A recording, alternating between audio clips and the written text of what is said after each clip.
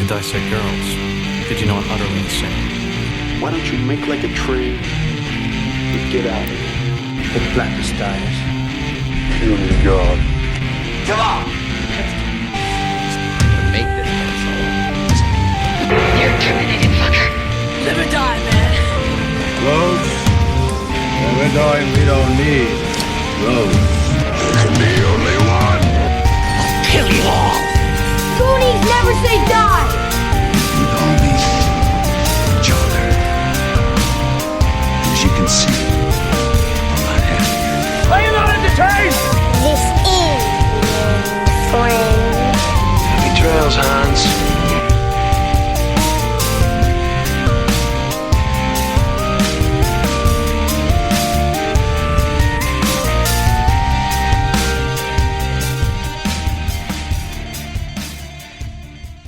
Hello and welcome back to the Skewered Universe Podcast. My name is Jeff, and I'm flying solo this week. Leon's taking a show off, so here I am, ladies and gentlemen, doing this by myself. And before we get into the main show, which, if you looked at Facebook, you'll know that here in the Skewered Universe, January is for Giallo here in 2023. But before we get to that, I got a little bit of housekeeping that I want to do. One thing that we're really excited to announce is we are now an affiliate. We are a podcast affiliate with Podbean. Now, Podbean is where we host this show. You can go over to podbean.com/skewereduniverse, find the show there. But also, anyone who's looking to create a podcast, if you want to get your voice out there, here's the thing. You can do that by following our special link for Podbean. Go to www.podbean.com/skeweredufree. That is SKEWERED, the letter U, FREE. By using that link, with a paid plan for your podcast, you'll get a month for free.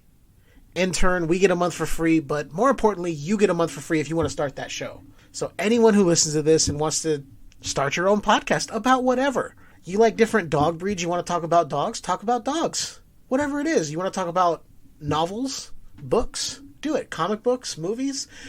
If you want to talk about the best protein powders, do a podcast on how to get the best protein into your life. Do a podcast on it. And if you listen to this show, follow our link. Again, it's www.podbean.com/skeweredufree. That link will also be in the show notes with all of our social media stuff. But we're really excited to do this. We can bring you guys at least a month of podcasting for free with a paid plan if you want to sign up. And honestly, I would tell you this anyway if I didn't have a link. Podbean has been great for us to host. It has been easy to post these episodes. It's easy to schedule episodes for publishing. I've literally had episodes that I've backlogged and just had set to publish at certain dates, and it is so easy to do. There's a lot of choices out there, but for my own money, I'd go with Podbean. You can use our link. We get a month free, but more importantly, you would get a month free. Now, so as I mentioned, this is January. January is for Giallo. Now, for anyone who's curious about Giallo, and I was because I've never actually sat down and watched a lot of Giallo films. I've only watched one, and I'm not going to tell you which one that is because maybe it's a part of this because I want to show Leanne. You never know. So Giallo, obviously, is an Italian film genre. So going from Wikipedia here, I know I've sourced the internet for the best sources here, Wikipedia being very, very good. So in Italian cinema, Giallo, pronounced giallo, plural gialli, from giallo, Italian for yellow, is a genre of mystery fiction and thrillers that often contains slasher, crime fiction, psychological thriller, psychological horror, sexploitation, and less frequently supernatural horror elements. The movie I watched tonight, oh boy, it had a lot of that. That's not the supernatural, but it had pretty much everything else in there. So if you're curious, here's a little bit more about Giallo. Just because we're getting into this, and maybe some of you like me didn't know a lot about it. Like, I knew some things here and there from a little bit about me. I got into podcasting by listening first. So I had heard of this particular movie I'm talking about tonight on some podcasts that I listened to back in the day, like Bloody Good Horror, and I think there was a couple others that may have talked about it in passing, like Night of the Living Podcast, possibly the Old Drunken Zombie Podcast. Not going to give you what the movie is just yet.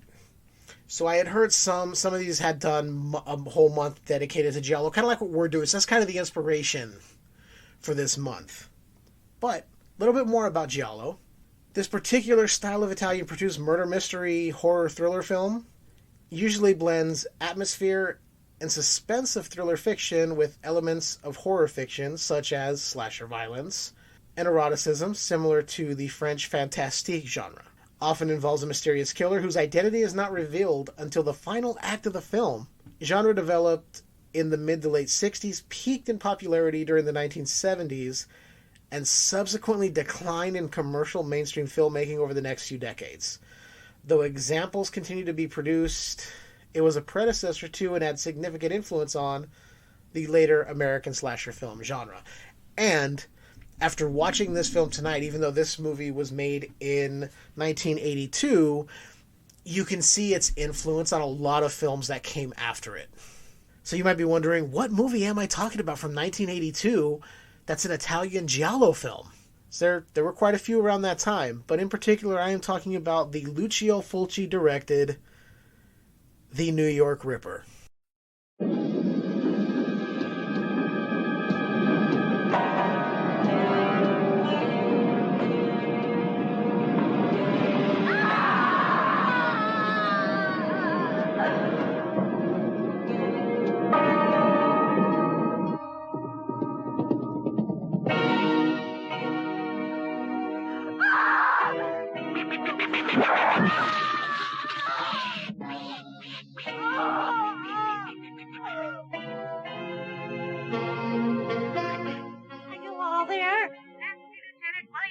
Speaking. What do you want?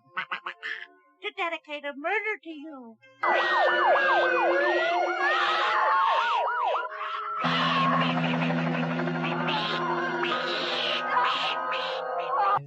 Somebody called for you. Yeah, who? A guy with a strange voice. Said he'd call you back. He sounded just like a duck. Just like a duck. The guy who attacked you is our friend who calls and talks like a duck. Well, he's made his first big mistake. Yeah. Anyway, we've got all 5 boroughs alerted, and we'll also inform all the radio stations. Shouldn't be too hard to find a guy missing 2 fingers in his right hand. Poor dumb cop. You don't think I'd be so hours to let you pinpoint me with your stupid tracing machines, do you?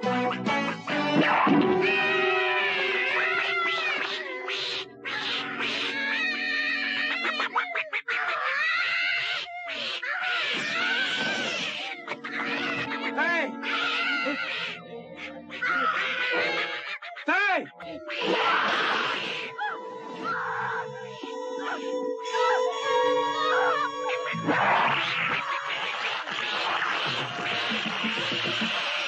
You give me all the data, and we'll wait till the next victim. So you think he'll do it again? Oh, yes.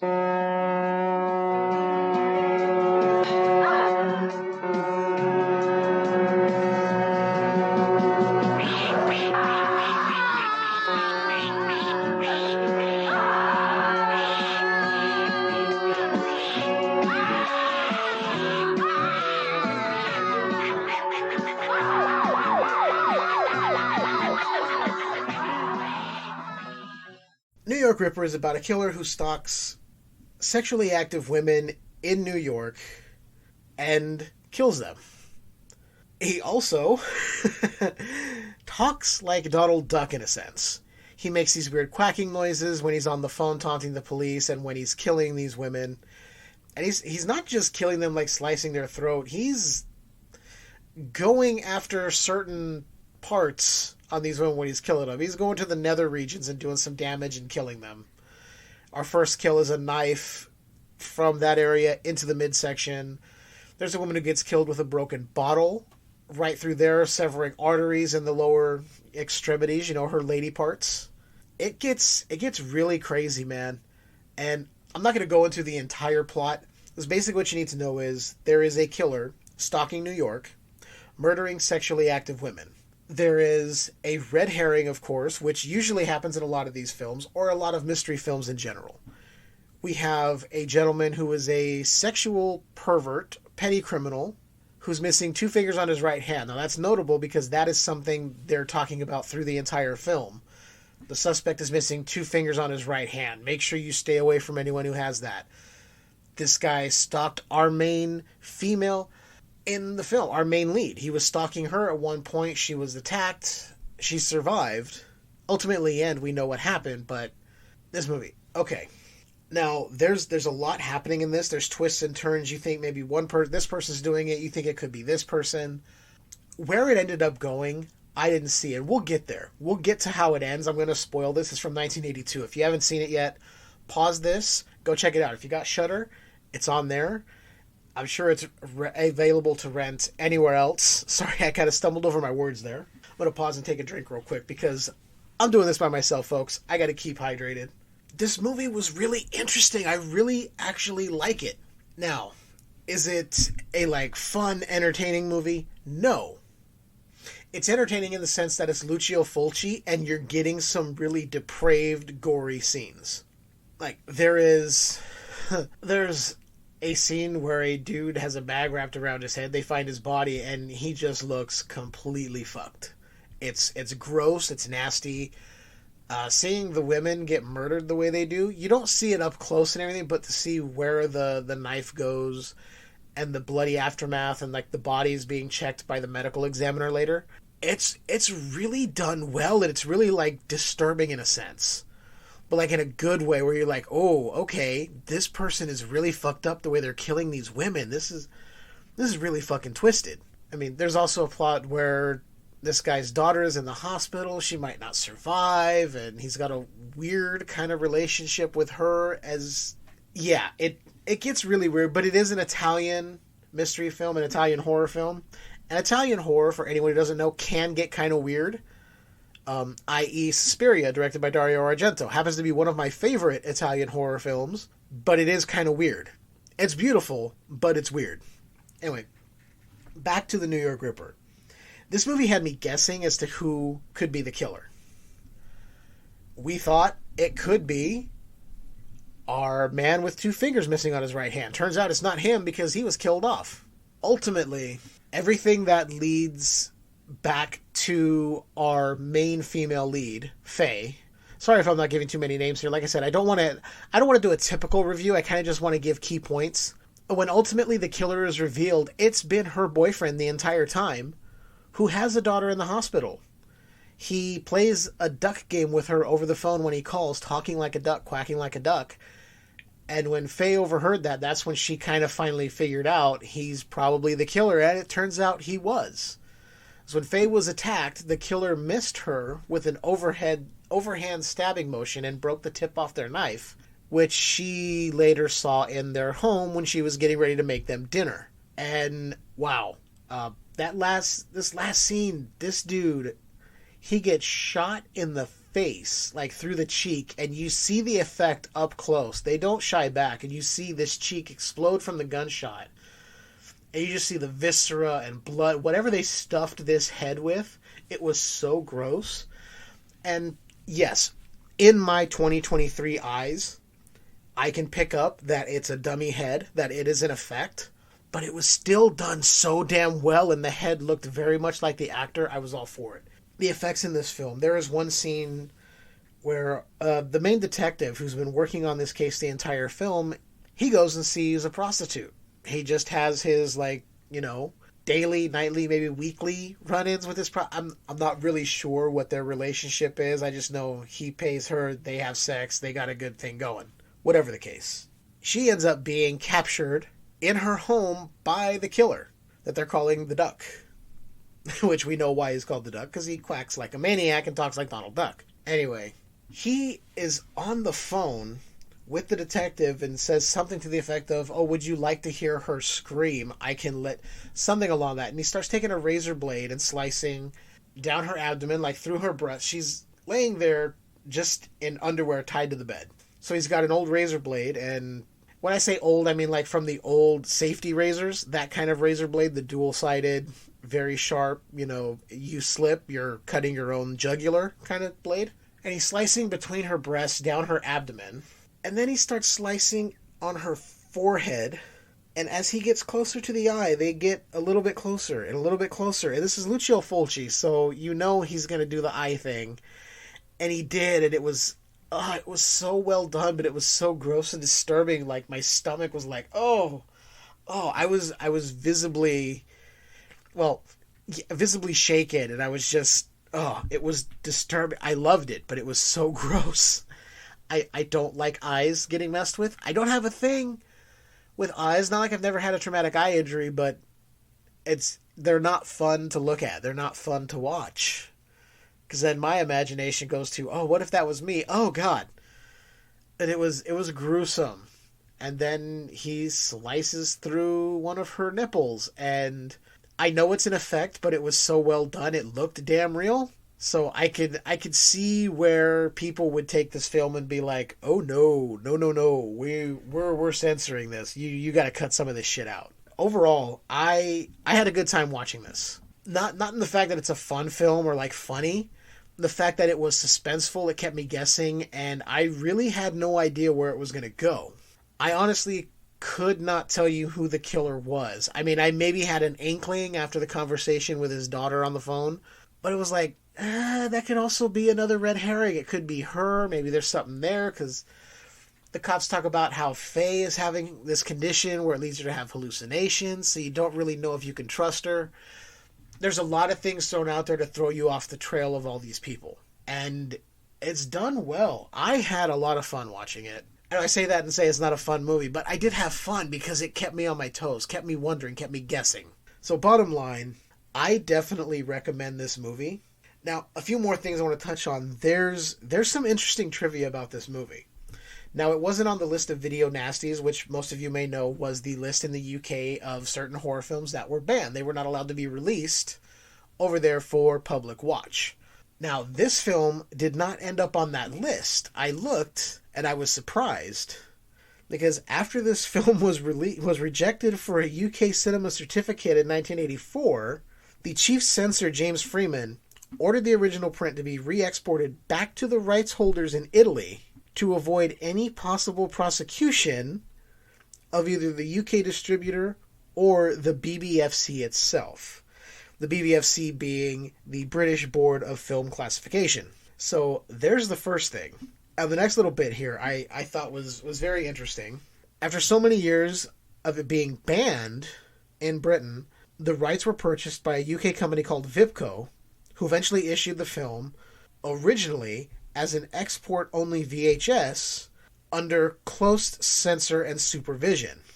Now, what that means is when censorship laws were relaxed, and that means they basically had to cut so much out of it.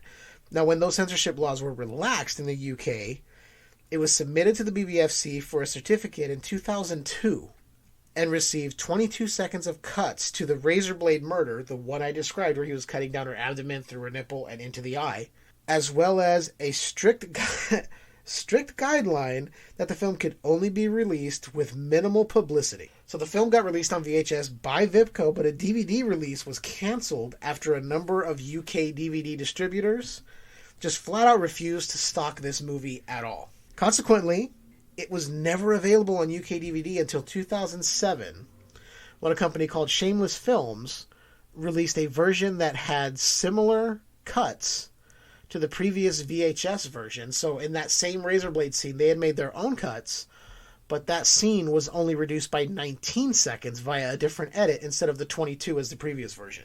So yeah, this movie was another one that it got censored. It got reamed. Much like some of the movies here, people were not happy that it was so violent and gory. And apologies if you heard that. I'm turning over my paper here where I have stuff written down. Yes, I used the pen and paper to write stuff down. It's really fucking funny that I did. Yeah, this movie was censored. I mean, I can see why. But at the same time, as someone who doesn't think films should be censored, that are like, now, I'm talking about mainstream films that are, I'm not talking about some like underground snuff film type shit or anything like that. There's a line that you cannot cross with film, but as far as anything that's being released for public consumption, horror, anything like that, I don't feel it should be censored.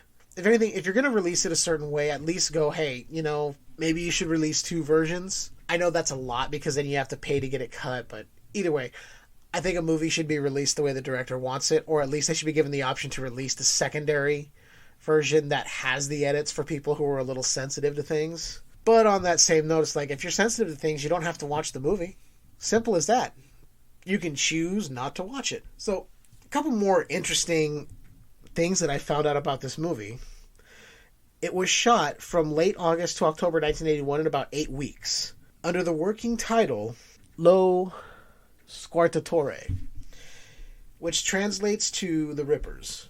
I'm sorry if I got a little louder there. I had to lean in a little bit to see what I wrote. My handwriting was atrocious in that spot. So it was shot on location in New York. The interiors were shot in Rome. Among the cast was Jack Headley, who was cast after filming began. Now, this is not the first time I have heard of an Italian film or any film casting someone after they've already started principal photography and the production has gone underway. It just happens sometimes. When you're trying to get a movie made real quick, you do what you got to do. If it means casting your guy and not shooting those scenes until you get that person cast, it's what you do, especially back in the 70s and 80s. Now, Zora Kurova, who played Ava in the film, spoke positively about working with Fulci and stated that it took a while for the director to warm up to her, but she also stated that she does not like this film at all. I get it. It's trashy. I mean, we have a whole... And it's a long scene that takes place at a sex theater in New York where there's a live sex show. There's just a couple going at it in this little theater. Bunch of people in there watching are Red Herring, the man with missing 2 fingers on his right hand. He's in there staring creepily at these people going at it. And then there's this woman in there who's getting turned on, has a little cassette recorder to record it, and is pleasuring herself in the theater. And they give you a few good shots of her hand being right down on her you-know-what. There's the sexploitation for you. This is also what leads to the woman who was just fucking on stage getting shanked in her lady parts with a broken bottle and severely bleeding out from those wounds. So ultimately, when this film got screened for the BBFC, with Carol Polskis describing the film as simply the most damaging film I have ever seen in my entire life, and calling it a relentless catalog of the eponymous anti-hero villain cutting women up. True, there's an anti-hero villain cutting women up, but they do get brought to justice. I do think some people just... These movies aren't for everyone. Let's put it that way. They're not for everyone, so the censors, the people who are giving it certificates, they look at it differently. Maybe it's not their type of film, but there's definitely an audience who likes this. There's definitely an audience who would go, oh yeah, the New York Ripper, that's one of the first Giallo films, or one of the first, early 80s horror films I ever saw, and it was crazy, and I love it to this day. That's why I own the Blu-ray or whatever. Then there's the other side of the coin. There's people who just don't understand that type of film. They don't like it. They don't care for it. They think it's, derogatory. It's exploitative. What have you. Everyone can have their opinion. I'm not going to knock somebody for that. The last little piece of trivia here. The U.S. had a limited theatrical release of this film in 1984. It hit VHS shelves in 1987, where it was slightly edited by Vidmark Entertainment. Then, come 2016, Blue Underground released a Blu-ray and DVD, and then in 2019, that was followed up with a 4K scan Blu-ray release, and then a 4K release in August of 2020. So the film's definitely getting some love. I definitely say I'm a fan of the New York Ripper. I was already a fan of Lucio Fulci's work, because I've seen a couple of his films, and I liked them.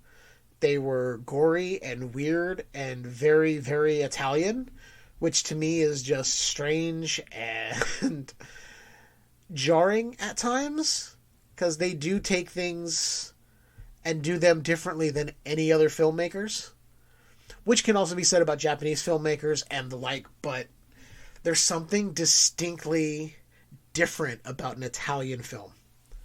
And I'm not just talking about the overdubs of actors into English. But if you can seek this out, if you have Shudder, I say give it a watch, especially if you're someone who likes slasher films. If you like slashers, if you like Giallo films and you haven't seen this one, If you like a good murder, mystery, psychological thriller where you don't know where it's going, or maybe you've picked it up and that's the fun, you want to see how it plays out in the end, definitely check out The New York Ripper. It is a lot of fun. I mean, a lot of fun. So definitely Skewered Universe approved. Now, for the rest of January, we've got a few weeks left. I know this is getting out a little bit later than I anticipated, but, you know, we got stuff going on, ladies and gentlemen. We got stuff going on. So now that I've marked The New York Ripper off the list, we've got a couple other films that we want to cover for this month. The next one we have here that I want to talk about is a movie from 1971 directed by Paolo Cavara called Black Belly of the Tarantula. That's going to be the next episode we cover.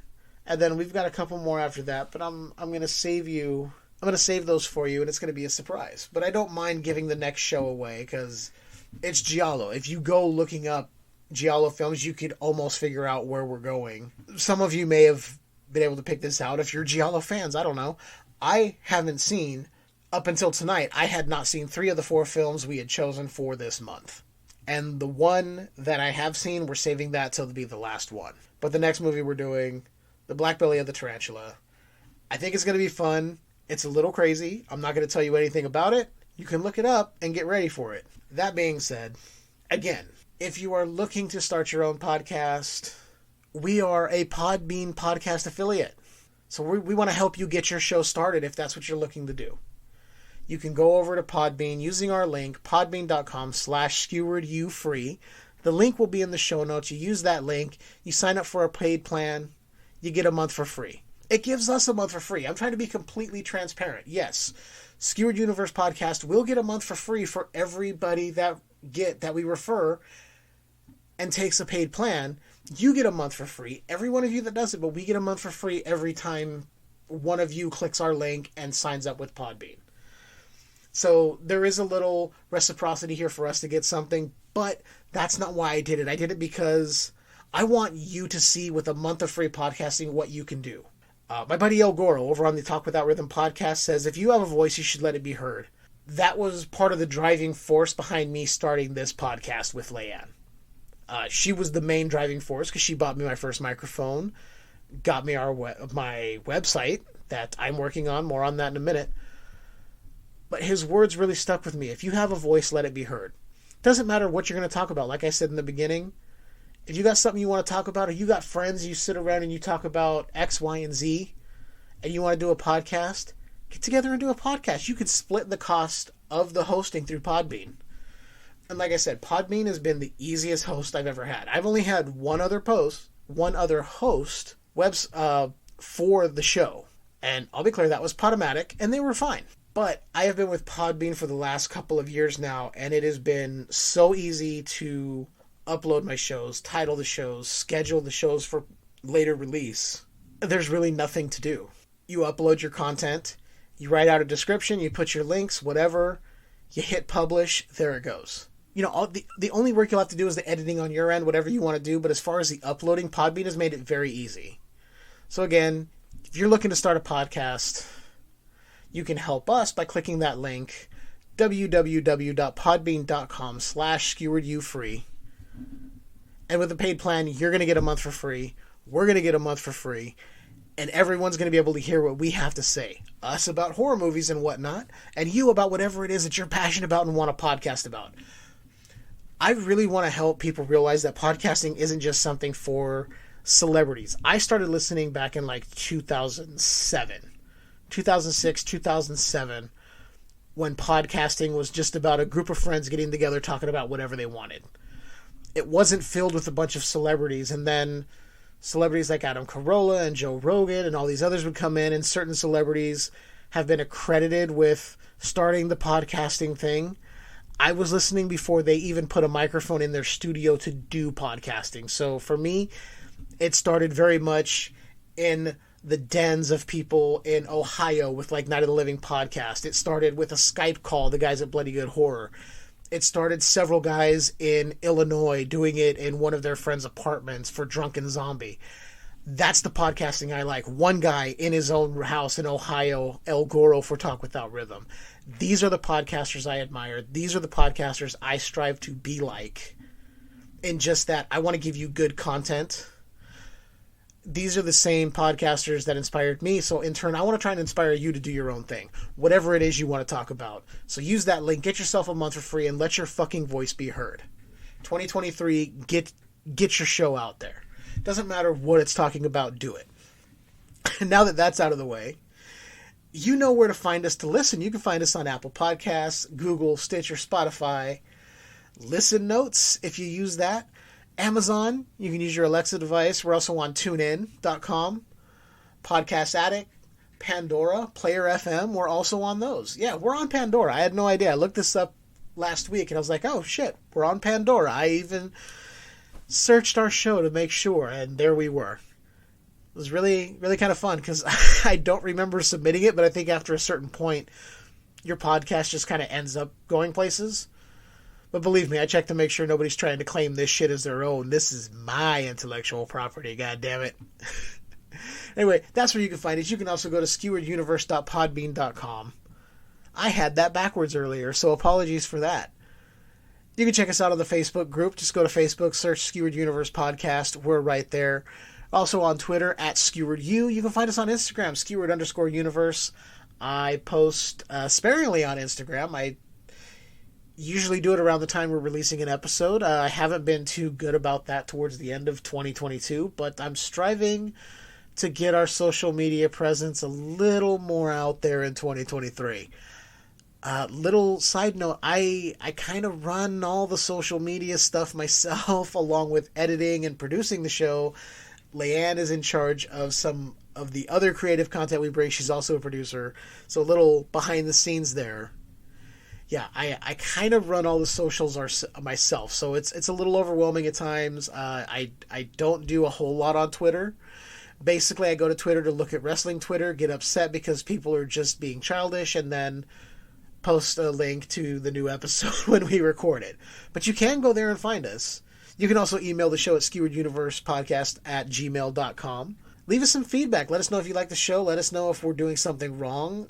Let us know if the audio quality is bad. Give us some feedback. We'll try and make corrections as we can. We want this to be something you guys enjoy listening to, not something you listen to and go, oh God, my ears are bleeding again. And speaking of ears bleeding, that's a terrible segue. I talked earlier about Podbean and how you can support the show. There's one other way you can support the show. You can head over to our Patreon at patreon.com/Skewered Universe Podcast. There you get access to exclusive content such as Skewered Universe transmissions and those forthcoming audio commentary tracks. I promise you they're coming. You go there, you can sign up for a few bucks. It's as little as $3. You get this content.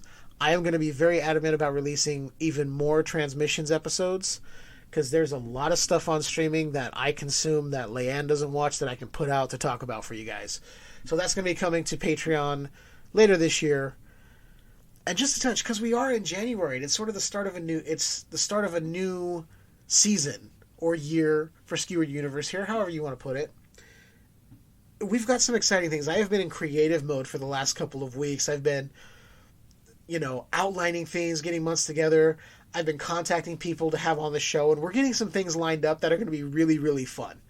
I'm not saying what it is right now because, people's plans do change. Things come up. Life happens, whatever the case. But as of right now, we got some really cool things tentatively slated for the show, and I'm really excited. Really excited what we're bringing to you this year. I know this is a short episode, guys, but like I said, I was going solo, so hopefully you enjoyed it. I had a hell of a time talking about this. I had a hell of a time just telling you why I like the New York Ripper. It was just effects-wise great. Everything about it just spoke to me in a way that it's one of the things why I love horror and all the films that come in that umbrella horror genre term. It's just great. Check it out. Check us out. Go to those links we said. Make sure you head over to the Patreon. If you're starting a podcast, go to Podbean. Podbean.com/SkeweredUFree. I don't mean to keep plugging it, but if one of you goes out there and decides to start a podcast just by using our link, it's going to make me feel like we've contributed something to society in a way.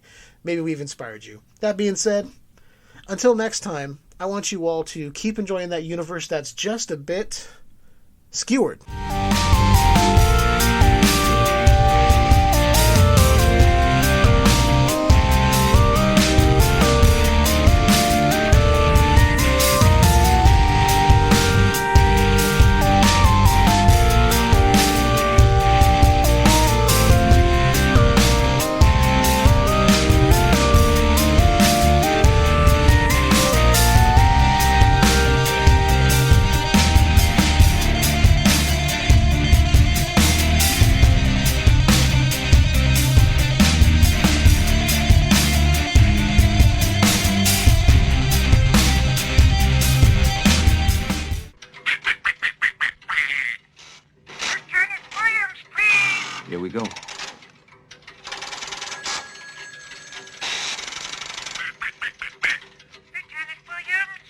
Speaking. What do you want?